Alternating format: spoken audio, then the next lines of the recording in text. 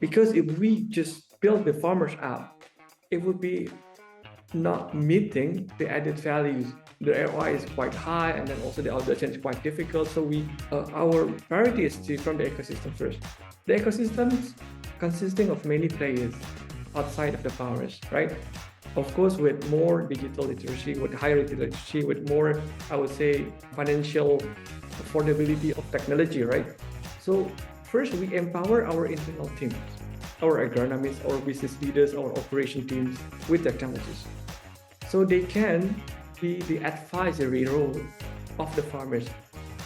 So the farmers do not directly interact with our tech. Our tech is brought by our teams. And then we also empower the buyers with the technologies.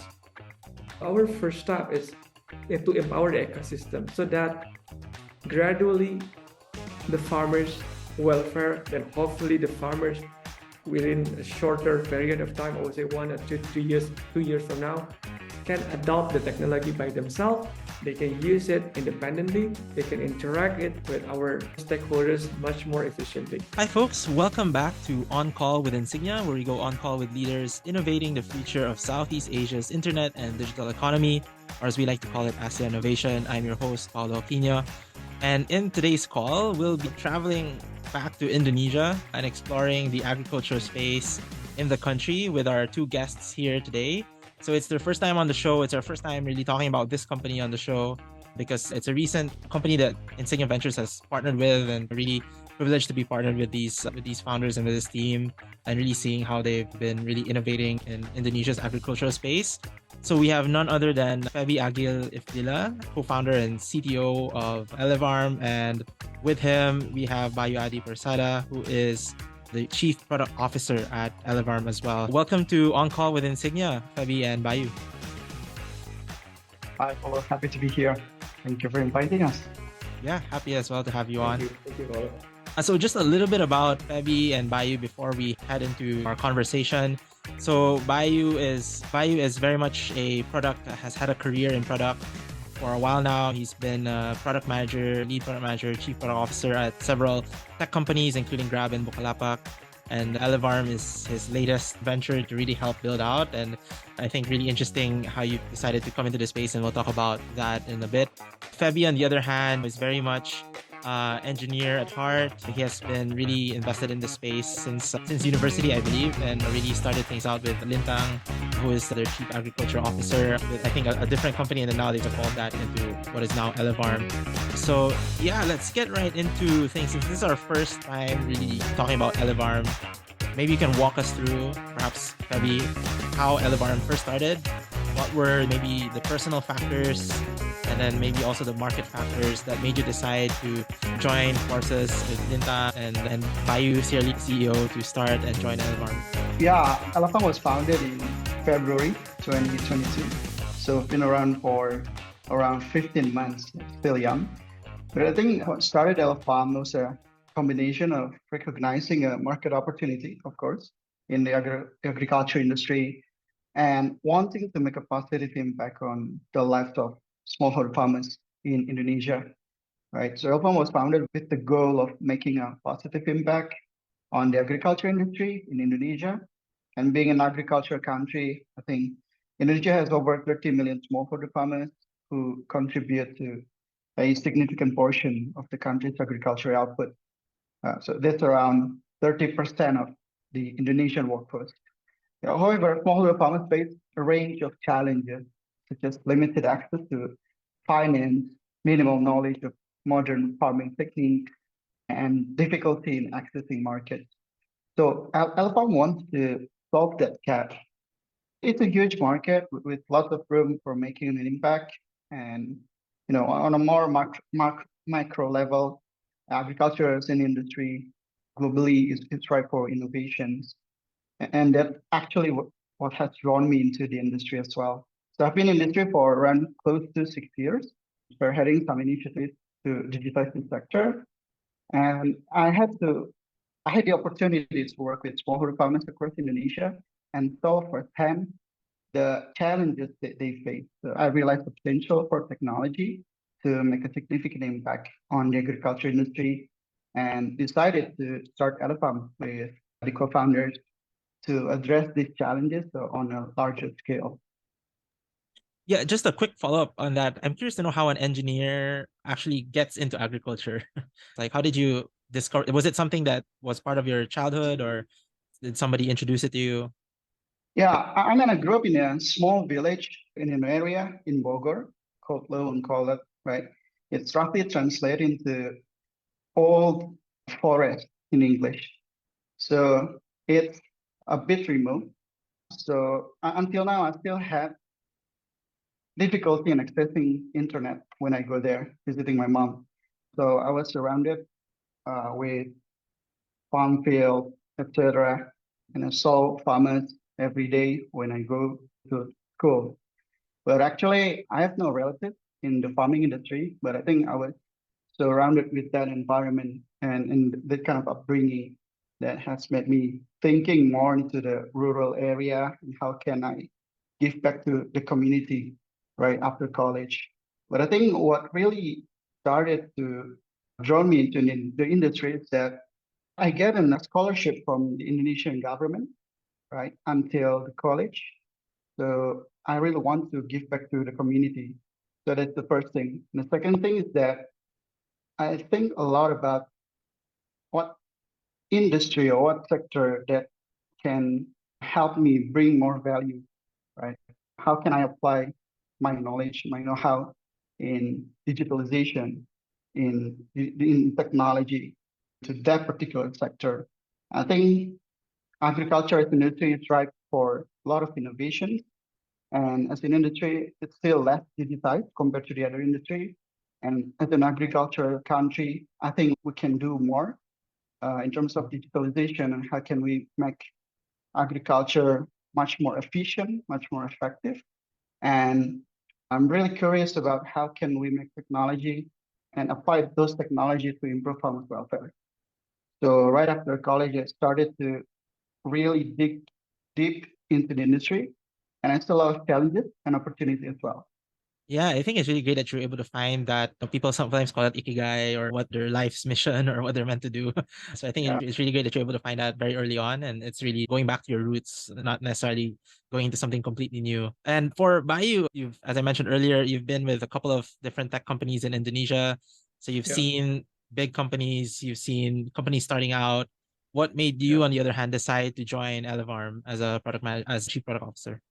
Yeah, I think it's due to many factors. I would say from the professional standpoint. Yeah, from the professional standpoint, we mentioned that I've been quite adventurous in my career. So I've been testing all of the industries, I would say. So from even retail to e-commerce to fintech to media and then to like a big companies like Grab, like a super app, right? It's challenging for me as a, I would say, experienced product professional, right? In the agriculture sector where is still quite wild and uncovered, I would say, not effectively untapped with the technology, right? So it's just from a professional standpoint, it's very challenging for me. I want to quote unquote prove myself and this success, I would say. And the second is about the market, right? So Febi mentions about Indonesia being the one of the biggest agriculture company in the world. But the reality is that our smallholder farmers are still underprivileged, are still the most vulnerable actors in the whole supply chains of the food being served in our table, right? I would say it's discouraging for us to leave the farmers being, I would say that vulnerable. So we have to do something as a professional, I would say, and the market being very massive. I think it my I would say personal missions comes big at that point, yeah, Paolo. In the ecosystem right now, there is no single player of agritech that is leading the market. So the opportunity is still huge and the market is still fast, right? So it's kind of combination between professional and also social impact and also the business opportunities. So it's that triangles really encouraged me to join. So when I first spoke with Bayu, the CEO, he really was really passionate telling about Elevarm, and that makes me very convinced to join and to help the team to grow the company even bigger. to grow our impact together. Yeah, no, I think really inspiring stories, but also very different stories as well of how you guys got into Elevarm. And hopefully to those listening out there who are in Indonesia, or maybe Indonesians who are living in other countries and maybe thinking about coming back home, maybe this will inspire you as well.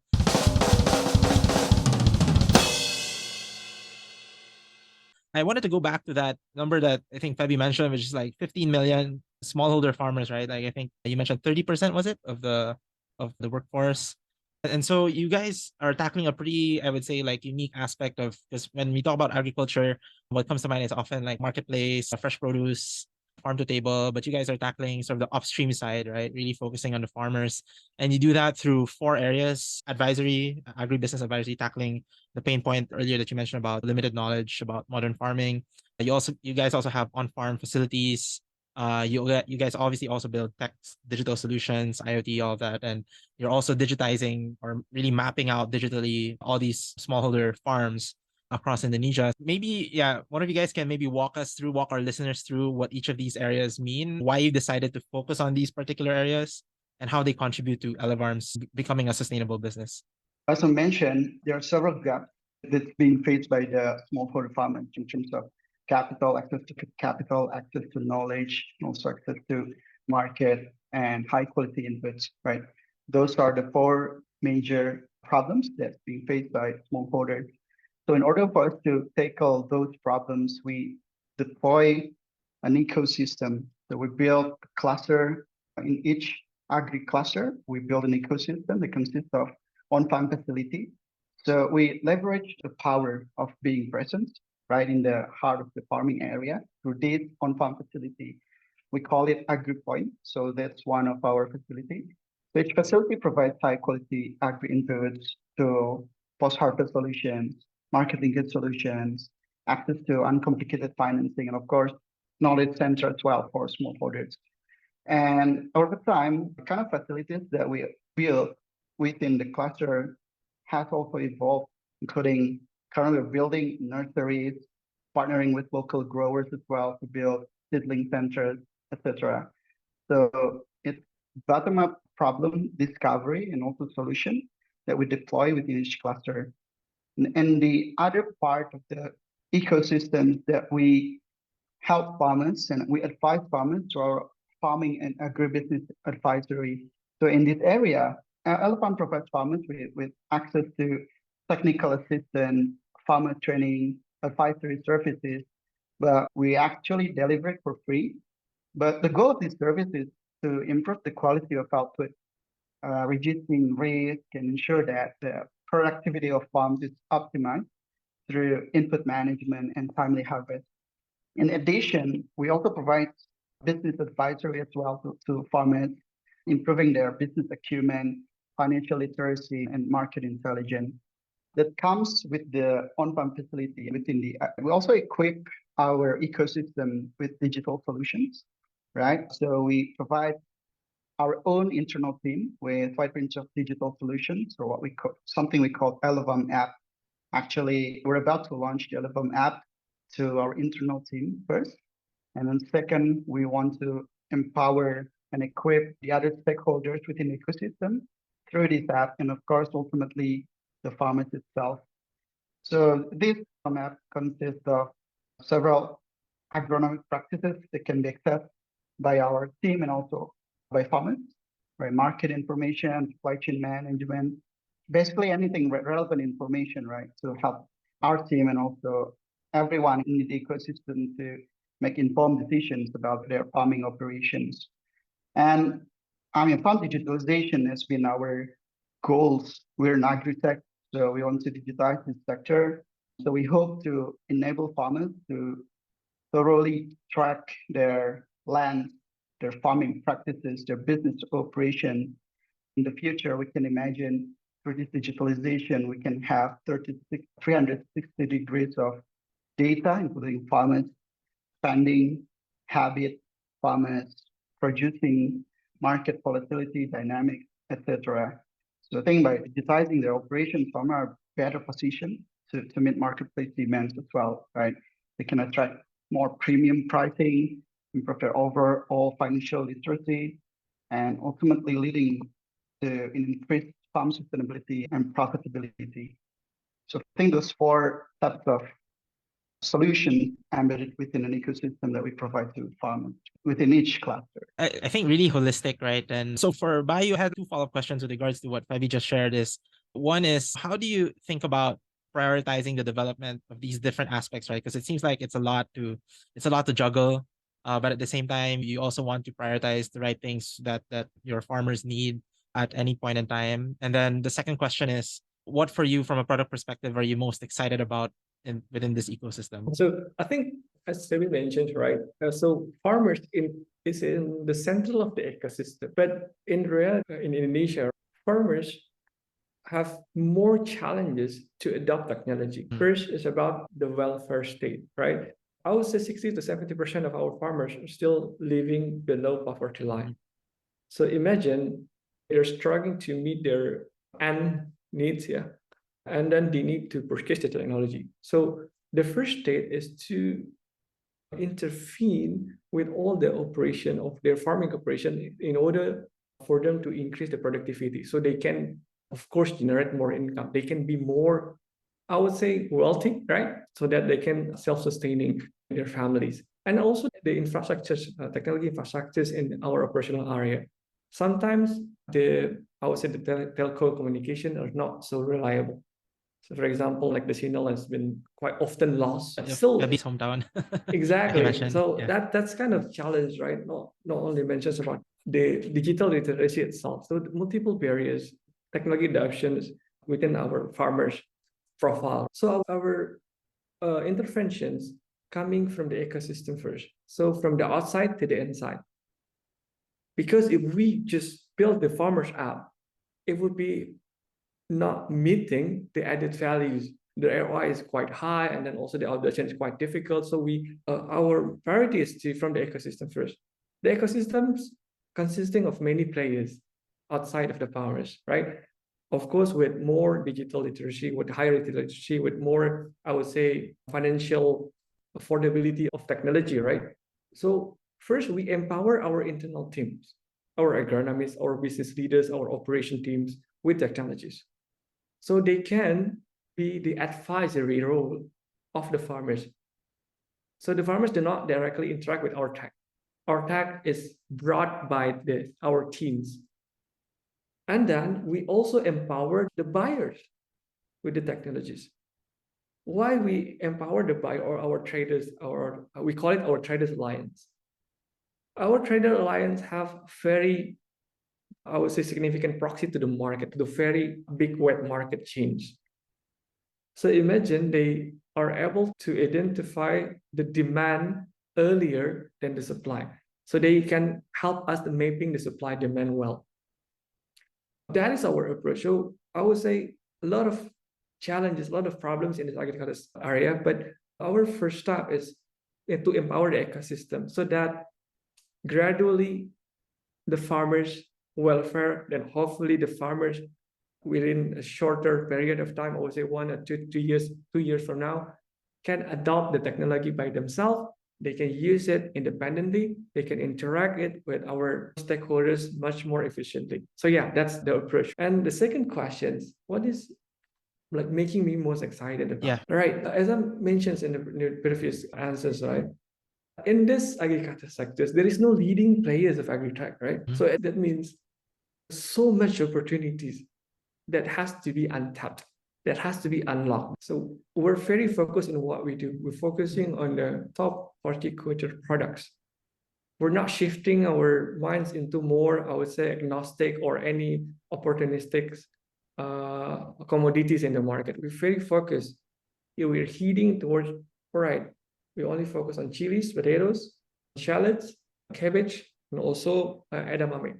Only those 5, because those 5 commodities reflect to 60% of our horticulture markets in general. So we're covering end-to-end, not just on the trading side, but also on the pre-cultivation side. That means providing inputs, providing seeds, end-to-end, from pre-cultivations to cultivation itself, to harvest and post-harvest. Then we want to empower every single the process with technologies. we talk about technologies, it's very massive. I think there is an hour session would not be sufficient, Yeah. right? Right. Paulo. But I think excitement comes within the persistent gap between the technology opportunities and also the reality at this point. So again, a lot to fill, and also the business opportunity. So that's why we're building a Elevarm app for our internals with AI supported, and also the IoT part. So yeah, the objective, the end goal is to be the proprietary technologies that can be scalable to other regions, to other areas, to other demographics. I would say farming as a service process. Yeah, I think like two interesting points from what you just shared. One is, I think, a lesson on digitalization, especially in like traditional industries or rural areas, is to actually not sell the technology right away, but to actually, I find it interesting that you actually have the people around your target market use the technology first, because then by you help them prepare Yep. to actually eventually use technology themselves when they're in a better position to do it economically and from a behavior standpoint as well. And then the second point, which I found interesting, is also that you really focus on the specific crops, right? So when you talk about agriculture, it's not just about hit or miss, just try to help whichever type of farmer, right? But really focusing on the types of crops that would actually benefit them long term and which are in high demand in terms of the market, right? So really focusing on that. So I think that's really interesting. And then maybe, leading into my next question, I know you've shared a couple of numbers already in the previous questions, but in terms of Elevarm's progress so far, like maybe you can share what are the three like key numbers for our listeners to take away in terms of in terms of the progress Elevarm has made. I know this is like a long journey getting to that holy grail of digitalization, but so far in the past 15 months, I think as Fabi mentioned, like how has Elevarm done in terms of this journey? Now Elevarm has been able to expand our services into 19 clusters in Indonesia, and we have more than 10,000 registered farmers within our ecosystem. And in terms of land under management, we actually have more than 3,000 hectares of land registered into our database, but we're currently actively supervising and managing around 250 hectares land under management. So I think those three key numbers in terms of coverage, farmers, and also land that we've been able to manage within the short period of time. Yeah, so just to recap, so 19 clusters, right? If I'm not mistaken, Yeah. 10,000 farmers, and then 3,000 Mhm. hectares of land registered in the database. So yeah, just to point towards the scale so far, and I think there's definitely more room to grow, right? Like it's definitely a work in progress.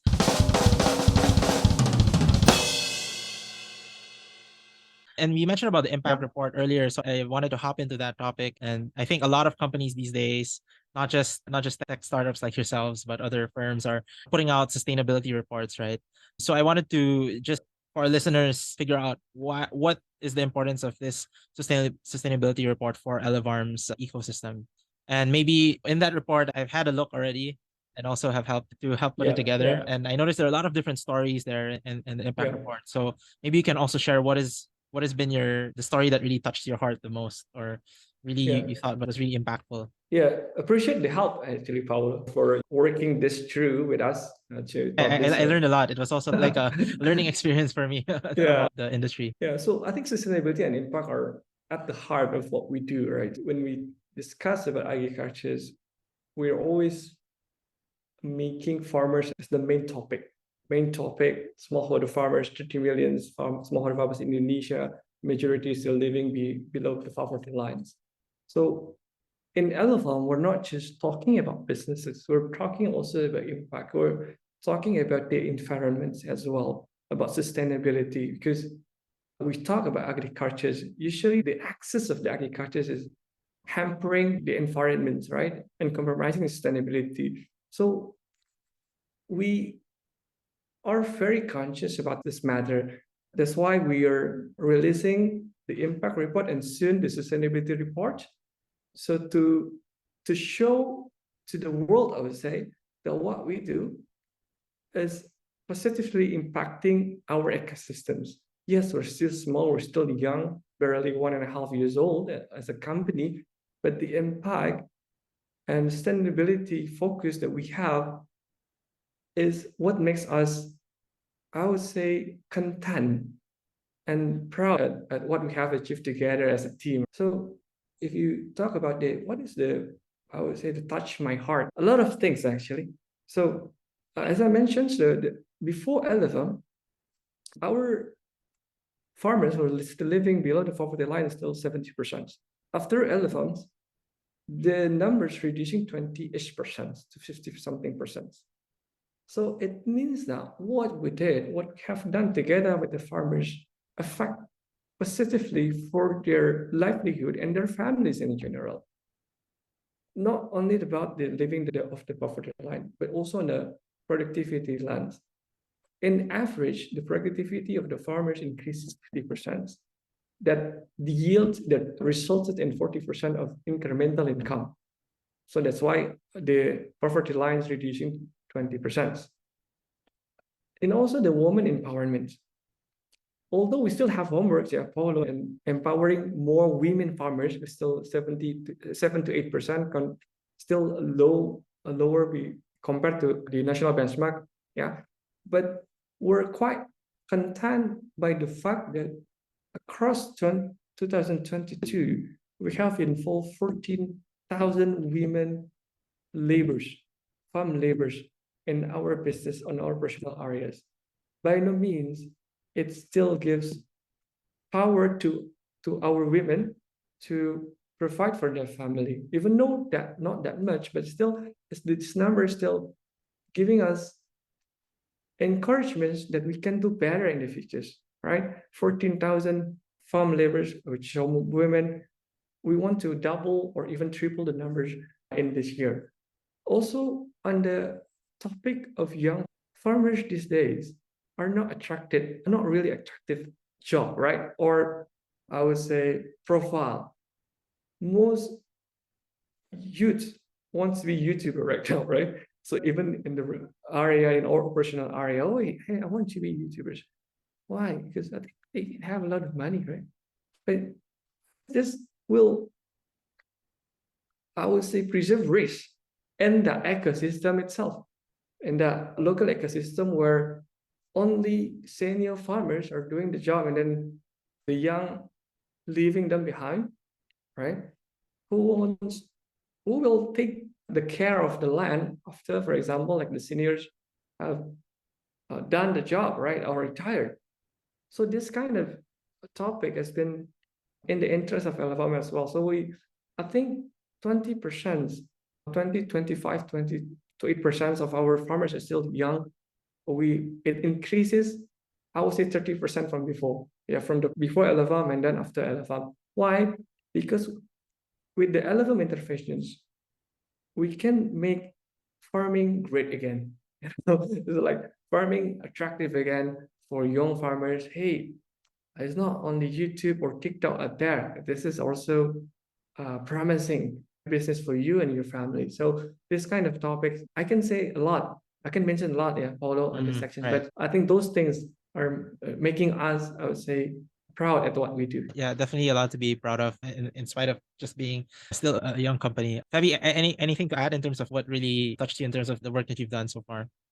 Yeah, a real example coming from Bu Kama here in Magelang, one of city nearby Yogyakarta area in Central Java. Java, yeah. Yeah, so basically before Elevarm, Bu Kama usually receive payment after several days or even weeks, or even she didn't get the payment at all from the trader. But after we build an ecosystem there, partnering with what we call Traders Alliance, and also setting up more and adding more into our ecosystem, the stakeholders, etc. Now we can buy harvest directly from Bu Kama or Miss Kama with direct cash, maximum a day after she drops her produce. And she also said that she received a more fair value in terms of the crops, and also the deduction is 40% less than traditional middlemen. So I think those are a tangible impact that we bring into an ecosystem where we're at. One of them being, of course, building connection with the farmers there. And aside from that, it's also business connection It's not only about the personal connection, but business connection. So in each cluster, we want to make sure that everything is done transparent with lots of transparency, and they can receive or get the benefit right after they join our ecosystem right away. But yeah, that's the key message and value that we adhere in every cluster. And it's all related, right? Because if you're able to prove that farming is even say like a profitable business for a single farmer, then that would attract more people to actually consider farming as a profession, right? Especially if they live in an area that is actually suitable for that. And people, I think in China it was pretty popular where you had like farmers doing TikTok and YouTube as well. So maybe if you still want to do TikTok and YouTube, you can still do it while running your own farm, and maybe it might even become more viral, right? Our conversation continues in next week's episode, where Febi and Bayu dive into Elevarm's view of the future of agricultural technology in Indonesia and their place in it. They also share their approach to being tech leaders in an industry where tech digitalization, as we have learned so far, is not so straightforward. Follow us on Spotify, Apple Podcasts, or YouTube to get notified on the continuation of our call with Febi and Bayu, and looking forward to having you dial in.